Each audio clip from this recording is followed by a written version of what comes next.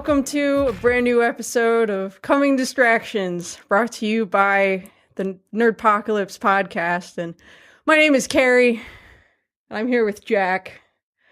And today, we're going to talk about the third and hopefully, God save us, God willing, final movie. Final movie in the 50 Shades trilogy, 50 Shades Freed, which releases this Friday, the 9th Put it on your calendars. of February. Mark it down. In the year of our Lord 2K18, it stars Jamie Dornan and Dakota Johnson, and is directed by someone. Some guy. Some dude. I want to say his name's James Foley, but I just looked it up 10 seconds ago, and I blanked that fast. Because it's how little I care about who directed this. This movie sucks. Good night. So, this movie is about, if you haven't been paying attention, two white people, one of whom is a horrible person, and the other one is a person who's okay with that. Yeah. And it's about how they fuck weirdly. But not weirdly enough. Not really all that weirdly. And then have adventures. Yeah. So which didn't make any sense. Before we start, the most fun part of this movie for me was sitting in the press row, because everyone in the press row was making fun of this movie during the entire time. Yeah. I think you and I were the most obnoxious with our laughter. It was just laughing. I wasn't going to hold back. It was a room full of women there together in pairs or alone, and then the press row. Yeah. And that made it tolerable. Every time it tried to be serious, I couldn't help but to laugh, because it's so poorly written, because the source material is so poorly written. Let us not forget to mention that the 50 Shades books were originally a Twilight fan fiction. Never forget that. Written by a Mormon. I don't know if that has a lot to do with it. But I think that might have something to do with the fact that she thinks all of these weird, what she thinks are weird, out there BDSM sex things are extremely normal things. Right. There's very little in this that's kind of off the rails. There's nothing in this. He spanks her a little bit. Oh yeah. They play with ice cream. Yeah. Who gives a fuck? What are you doing? The introduction of the anal play is done also in a very non-shocking sort of manner. I think they could have gone a little bit further with that. It's not even, I don't think it's even the first time they've done butt stuff. I feel like... Have they before? I think in the last movie they did butt stuff. But I saw last year's movie. I saw 50 Shades Darker. And I saw the first one, which I've totally blanked from my memory. Yeah, I don't really... I had to go back and read my review from last year to remember anything that happened. But I kind of remember there being some butt stuff. We had such wonderful times at the last two movies that we had to go together on this one for moral support. But as far as the story is concerned, so it starts, they get married. Because at the end of the last one, they got engaged. Right. And if this is spoilers for a book that came out a decade ago now, then fuck you. Yeah, fuck you. And then a lot of the movie is her being I want to work at my job because I like my job. I can't be a trophy wife. What if we went to Aspen instead? And she's like, bouquet.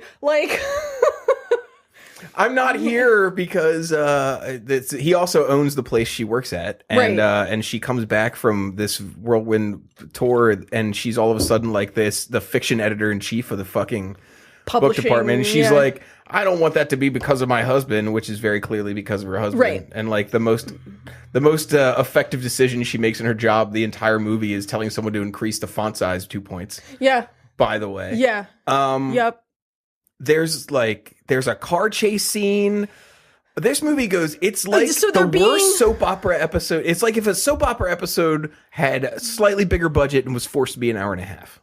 Hour and 45 minutes. Hour and 43 minutes and 25 seconds. No, I'm just kidding. I have no idea. It felt like forever. It did feel like forever. Yeah, so in the second movie, the conflict was her boss at the publishing company was a douchebag and like tried to rape her. And so they fired him. And so he's trying to like get his revenge because this bitch ruined my life or whatever by like stalking her. And, yeah, so like he breaks into their apartment, holds her at knife point. So basically breaking and entering and then attempted murder / kidnapping. And they're like, well, you didn't have any prior charges, so we're going to set your bail and then let you go. And then, of course, he gets back and, like, kidnaps Christian's sister. Which doesn't make any sense whatsoever. It's an awful random person to kidnap in that whole group of people also. Right. It's the most recognizable face in the group of people that aren't the main two, because she's portrayed by Rita Ora, who, so kidnaps Rita Ora, and is like, get me $5 million in cash. And so she gets him $5 million in cash, and then shoots him. She gets hit in the face by this guy 2 times, exactly twice. Apparently, that is enough of a shock to her system to leave her in the hospital for 3 days. And after that is when she pulls the gun, too. It's not like that. She was cognizant enough. Dude, whatever. Nothing happens in this movie. I don't know who this movie is for. This movie is literally just like montages of rich white people doing rich white people things and then also fucking. And most of the sex scenes aren't memorable. Now, with all of that said, and also, if we're going to continue to talk about garbage before I say anything positive about this in any way, Jamie Dornan is the most wooden shit actor I have ever seen in my entire life. He's not good. And not only that, but there's nothing redeemable about his character in any way. He is the most worthless. We're supposed to be in love with him basically because he's conventionally attractive and has a lot of money. Right. I'm just making sure that we're not missing it because he's a garbage there's no person. subtlety in this. But he's such a douchebag to her the entire time. Mm-hmm. Okay? Now, Dakota Johnson looks like she could be a reasonably good actress in something else. I think she's been in other things. The parts of this movie that she's in by herself sort of makes you forget how shitty the rest of there could be a good movie with her in it somewhere underneath all of this. The one scene that stood out to me was because like he being just of infinite money, apparently, just like buys her the house that she was like, that house is cute. And he's like, oh, I bought it. And they're talking to the architect who is a hooer. Right. Yeah. And she does the thing. And it's in all the trailers where she's like, she sits on the table and she's like, you may call me Mrs. Grey, and like gives her like a pretty severe tongue lashing. And that was the only time in the movie where I was like, yeah, you go. She's not fuck bad. That bitch. Yeah, fuck that bitch. She's not that bad, and she's certainly lovely. The scenes, she has no qualms with being nude. No. At all. She got a good body. She's very pretty to look at. Yes. And the scene at the end where the only real fight they have in the whole movie is she gets accidentally pregnant, and his reaction to it is unrealistic and terrible. Yes. And then the next day, like, he leaves and gets drunk or whatever, and then the next day she's basically done with him at that point because she was like, I'm pregnant. He was like, fuck you, and disappears. Yeah.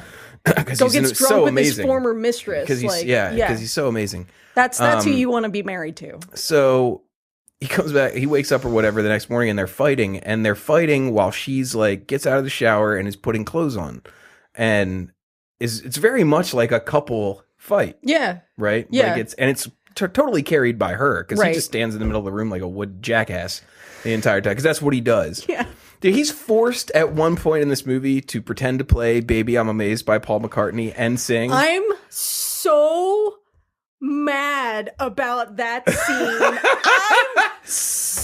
I was just like sitting in my seat, like half cringing, but like also kind of laughing at it because it's like, really, you're going to pay for the rights for "Baby I'm Amazed"? To have him actually sing it. Yeah. Poorly. Really poorly. And pretend to play piano. Yes. By basically just like, you see his, like, him from the shoulders up, so you see his shoulders move. That's it. You don't see his hands at all. They didn't even pay like a professional piano player to actually play the song so that they could get the hand shots. They were just like, fuck it. And the car chase scene is the most green screened CGI fucking bullshit you've ever seen. That's bad. However, that was the only memorable fuck scene in the movie, because it's like she's scared, but like the adrenaline rush happened and they like escaped the person who was chasing them, and then she's like, I gotta ride this dick now. Right now. Don't even take off your seatbelt. There's no time. This movie is so fucking dumb. Nothing happens in it. It's literally two conventionally attractive, skinny white people fuck a couple of times, but even the fucking stops two-thirds of the way through the movie. They forget sort of what movie it is, and then it becomes a thriller. Yeah.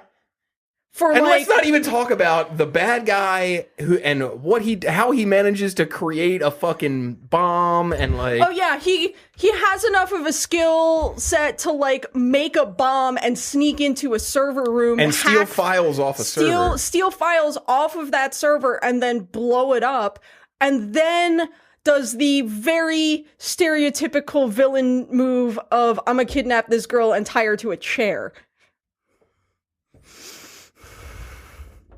This movie is... It's really bad. It's bad. Really poor writing, which is, again, because it comes from fan fiction. I mean, here's the thing. There's fan fiction out there that's really well written. I'm sure. This is not it. No, this is not it. The hook of the books was that white middle American women don't know how to fuck. And it became super popular because all of a sudden they were like, oh... It's not just missionary anymore here in Montana. And that was like... Everything in the movie was missionary! It sure was. Yeah, everything in the movie was really... I think you're right. They don't think they did anything. No. She was on top of him in the car that was it. That was it. Not even any doggy or like... No. He doesn't even, like, he puts her in handcuffs once, and I'm like, wow! Wee! Ooh, spicy. No, it's bad. It's unexciting for anyone who has sex on the reg. It's just the plot twists are dumb. The movie itself, it doesn't make any sense. The characters, there's no reason to root for them. There's no reason to care about him at all. And the hook is him, right? Like Dakota Johnson is super pretty, but her face is not like a 10, right? Like she's not like she's not a supermodel. No. She's very much like believable that she could be like the girl who walked in and she's swept. Cute, but she's sort of like girl next door kind of look. She's not drop dead smoking. But she sells it real well. And there's a scene in the movie later on where she is like super, super pretty. And I don't know if they just did like they did something to, I don't remember what part it was. I almost wanted to lean over and nudge you and be like, look, her face actually looks good there. I don't... Because I guess they're playing that, you know, because she's supposed to be that girl next door type. She's supposed to be the person who all of these middle-aged white idiots project themselves onto. So she couldn't be too sort of pretty. Right. Yeah. Her body is lovely, though. Yeah. And you get to see a lot of it, which is really the only redeeming part of this movie for both men and women, because everybody can appreciate an attractive woman naked. Yeah. Everyone likes and you don't get to see his dick at all. You come this close. You don't get to see. Oh, you get this close. When you can like. The nudity, I think, in this one was actually a little bit less than there was in the first one. Like, it was as far way as what less. They showed. Way not less. Not just content, but not just length, but content. Yeah. I think they showed more in the first one. They showed a lot in the second. I remember in the first one very much distinctly being like, "Oh shit, pubic hair's coming back." Thanks, 50 Shades, for letting me know. But in this one, like. It's a little bit tamer. I mean, it's really tame. And again, it stops. And like at the very end, and like right before the credits, she goes back into the red room and like presents herself in a little corset, which you only ever see a quick shot of from behind. It's a shot of her butt, though. It is. And then the kid. Oh my God. Then they have their kid and they go to their fairy tale house. In the end, that's it. Two rich white people fuck, and then they get their happily ever after. And they have a blonde white son. That's the whole movie. In a polo shirt. Mm-hmm. If that sounds like your thing, please go watch it. You know what I was shocked. What is the budget for this? $55 million. Really?